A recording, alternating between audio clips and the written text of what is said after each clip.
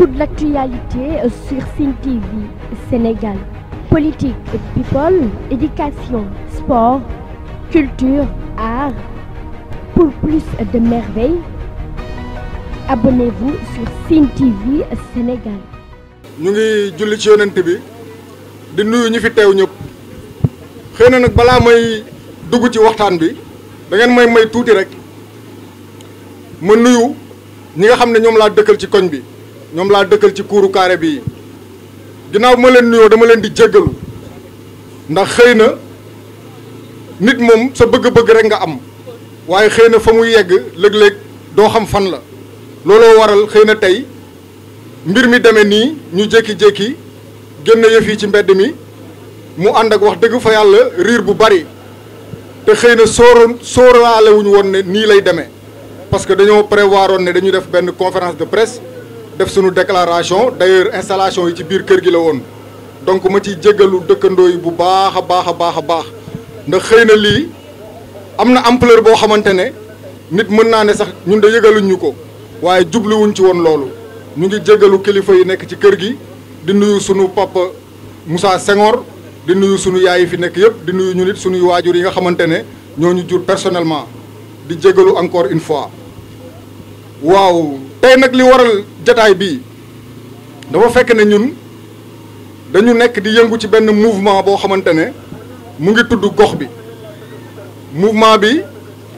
ñu ngi ko créé depuis le 22 mars 2017 ñu nekk di activé wu nag di yëngu ci li nga xamante ne mooy jëmale Fatick kanam di ci wax di ci jëf di ci activé wu di ci yëngu bu baax ba daanaka ñëpp ràññee ñu ci ñu bari ñenn ñi bokk doon ñu xoole sax bëtu ñu nekk ci kujje gi ñeneen ñi nga xamante ne ñu ngi ci kujje gi carrément léeg-léeg ñu jël ay décisions yoo xamante ne dañ ñuy xoole ñoo xam ne dañoo farak nguur gi loolu doon wane ne rek ñun dañoo taxawoon taxawaayu neutre taxawaayu ñoo xamante ne Fatick rek moo ñu ñoroon lu ñu gis ne mu ngi dox ñu wax ko lu ñu gis ne it safaan lañ ñu wax ko donc appréciation yooyu noonu dafa doon gën a dëgëral rek suñu taxawaay ñu dem nag ba toll ci jamono boo xamante ne Fatick dafa bokk ci histoire politique ci taarixu réew mi mu am koo xamante ne nag fi la nekk di yëngu te ñun ñu jàppee ko comme un membre d'office de notre mouvement parce que ñun suñu mouvement bu ñu nee gox bi te moom mu nekk ki nga xamante ne moo teewal gox bi ca penc ndawi réew mi kon dañuy jàpp ne moom membre sunu mouvement la donc moom it mu xam loolu nekk ki nga xamante ne c'est le seul responsable boo xamante ne il est venu vers nous ñeme ñu ragalul xeer ragalul li ñuy wax parce que xëy na dimension bi mu am ak fa mu nekk débat yam fay assister tax na mu permettre na ko mu xam ne ñun li ñuy def nii kon du mbiru sànni xeer action citoyenne la mu ñëw waxtaan ceeg ñun déglu ñu échanger ak ñun ci point yu bari te daanaka mun naa ne point yu bari majorité point yi nga xamante ne moom la ñu soulever yëpp daf cee d'accord ak ñun d'accord ak ñun ne ndaw day yëngu d'accord ak ñun ne kenn balaa ngay jéggaani feneen da ngaa war a taxawal sa gox d'accord ak ñun ne dëgg kenn du ko ragal te dëgg boobu noonu mu fekk si ñu ci waaye nag mu poser benn débat boo xamante ne daf cee jokkoo ak ñun mooy maanaam lu jëm ci wàllu intérêt Fatick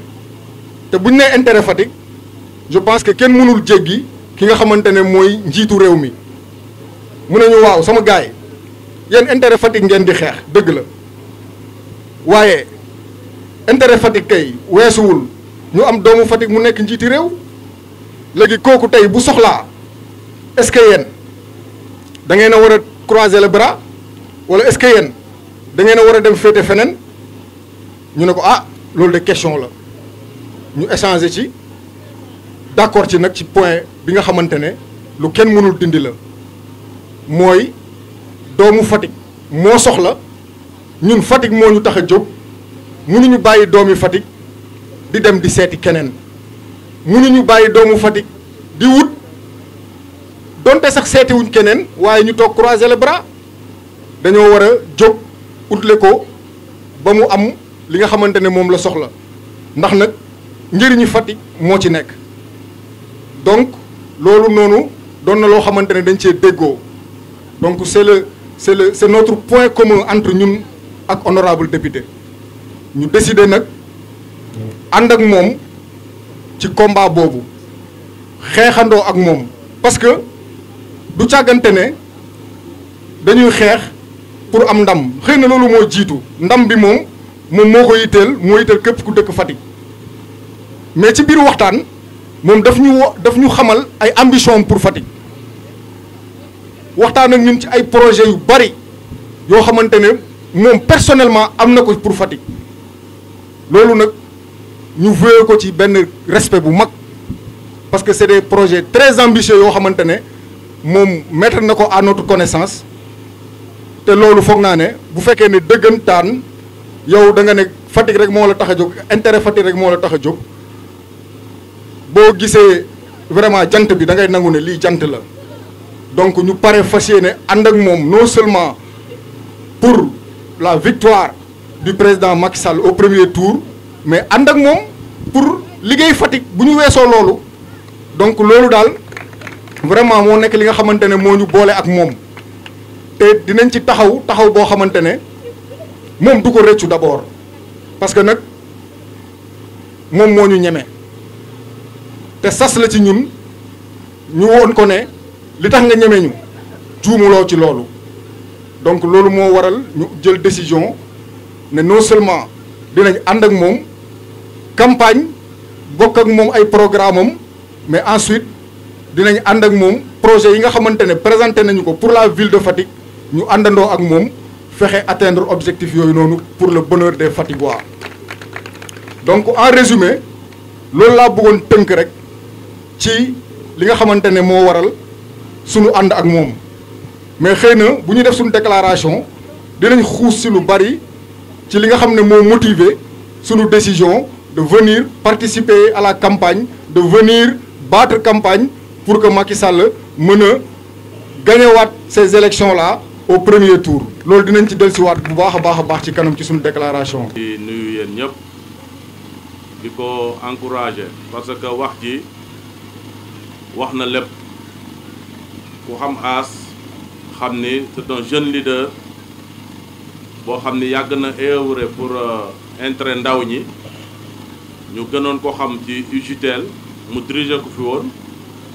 doon nag xeexkat boo xam ni moo nga xeex pour intérêt commune bi moo ngi xeexit pour intérêt réew mi kon loolu moo ma boole ak moom ñu toog ñu waxtaan ndax ñun ñëpp ay doomi Fatick lañ te liy développé suñu commune moo ñu tax a jóg lii élection yi ñu jublu lii may son excellence le président Macky Sall ndam surtout fii ci commune Fatick moo ñu tax a jóg te loolu suñu ko tuddee dama ciy génnee ñi nga xamante ni maa ngi ñoom ñoo bokk parti donc suñu liggéey dafa war a nekk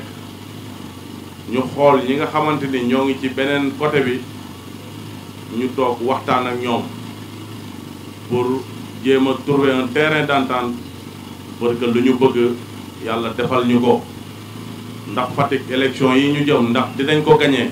ndax duñu ko gagné loolu sama ginnaaw la nekk ndax duma tàyyi di wax Macky Sall li ko boole ak population bu Fatick bi du ay élection donc élection yi am nañ ci njort ni dinañ ko gagné mais dañ ko bëgg a gagné nag ak score boo xam ni tey Sénégal gépp dinañ xam ni fii muy gox yi Fatick li leen boole ak président wax dëgg yàlla dafa weesu ay élection ci loolu lay liggéey sama yeneen naataango responsable yi ci commune bi ci loolu la ñuy liggéey kon su fekkee ni yàlla dimbali na ma ba ma toog ak responsable bu toll nii ñu wax mu doon un jeune boo xam ni ñi toog nii yëpp xam nañ ko Fatick yëpp xam nañ ko ci engagement yam te du dugg ci lu mu gëmul te lépp lu muy dugg it yaakaar naa ne dina ko saytu ak ñi mu àndal avant mu ciy dugg am na lu ñu wax nag maa ngi moom am na lu ñu tënk loolu du waxi mbedd donc dinañ jublu ci loolu pour intérêt jeunes yi mu àndal pour intérêt dëkk bi donc du ma def lu dul di koy remercier di koy encourager parce que li mu jël c'était pas facile kon maa ngi koy ñaanal yàlla defal ko jàmm defal ko succès bu rëy ci yoon bi mu jël je vous remercie. Les membres et sympathisants du mouvement Gox Bi, tous les invités ici présents, mes amis, mes voisins de quartier, ainsi que les journalistes ici présents. Nous avons convoqué ce point de presse pour nous prononcer sur l'actualité qui est présentement dominée par l'élection présidentielle du 24 février prochain. C'est l'occasion également pour nous de vous informer du choix que notre mouvement a porté sur l'un des 5 candidats en lice. Mais avant cela, nous voulons juste faire une genèse de notre mouvement qui, comme beaucoup le savent, a été créé le 22 mars 2017. Le mouvement Gox Bi, comme son nom l'indique, s'est fixé comme objectif de se mettre au service exclusif de la cité et de défendre les intérêts quand ils se sentent menacés. C'est sur cette ligne directrice que nous nous sommes mis depuis la naissance du mouvement, en participant à la vie active de la cité, en donnant nos contributions sur des sujets qui touchent la cité et en défendant avec vigueur et rigueur, quand il se doit, notre cher terroir qui est Fatick. Nous sommes certes un mouvement politique, mais il nous est à maintes reprises arrivé de prendre des positions qui donnaient apparence à celle d'un mouvement de la société civile, car comportant une neutralité objective entre les différentes obédiences politiques, je veux dire les partis au pouvoir ou les partis de l'opposition. Nos interventions à travers les réseaux sociaux, par des posts écrits, par des vidéos, par des images d'illustration, nous ont fait porter très souvent beaucoup de fausses casquettes par des gens avec qui nous partageons pas les mêmes idées sur certaines questions ou certaines pratiques. Il en est de même lorsque nous abordions des questions relatives aux atouts de la cité, notamment la chance de la cité d'avoir un fils du terroir, président de la République. Et dans ces cas aussi, on nous faisait porter d'autres casquettes, comme du genre le mouvement Gox Bi est un mouvement pro-pouvoir. Cette variation des appréciations des uns et des autres nous ont rendus plus forts,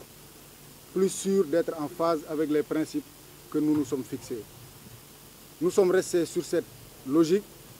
jusqu'à la minute où nous nous adressons à vous. C'est cette logique d'ailleurs qui a été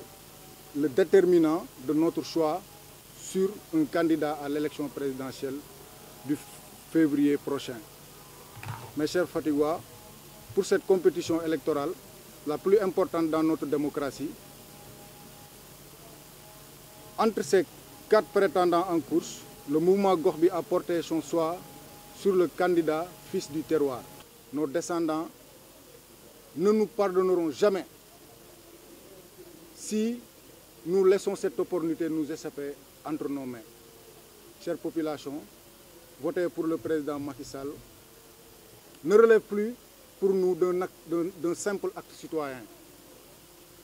C'est marquer un autre pas décisif vers le développement et l'émergence que nous aspirons pour notre localité. Le peuple du Gox Bi, pour leur apporter notre message afin de permettre à tout un chacun des populations du Sine d'apporter sa cotisation au développement de cette localité. Ce n'est rien d'autre que un acte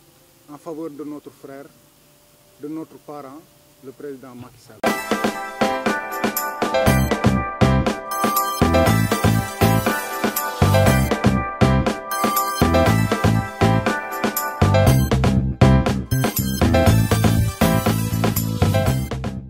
Toute l'actualité sur Sen TV Sénégal. Politique, people, éducation, sport, culture, art. Pour plus de merveilles, Abonnez-vous sur Sen TV Sénégal.